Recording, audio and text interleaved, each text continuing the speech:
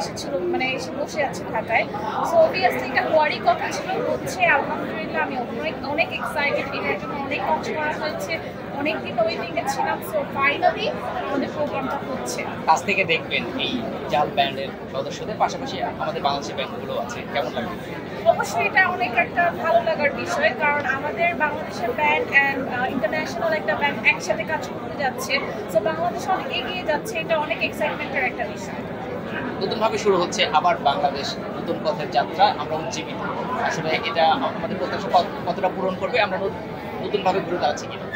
অবশ্যই আমরা স্টুডেন্টদের যে লাস্ট যে প্রোটেস্টটা গেল, সেটা থেকে অনেক এগিয়েছে বাংলাদেশ। আমরা নতুনভাবে ঘুরে দাঁড়িয়েছি, বাংলাদেশ একটা ইন্টারন্যাশনাল পর্যায়ে যাবে ইনশাল্লাহ। শুরুটা তো এখান থেকেই।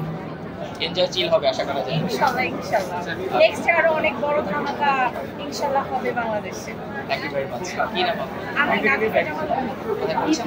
আমি হচ্ছে গিয়ে বিবিএ ডিপার্টমেন্ট মার্কেটিং আইবিতে পড়ছি। আমার ইন্টার্নশিপ চলছে, এবার স্টার্ট হবে। Thank you.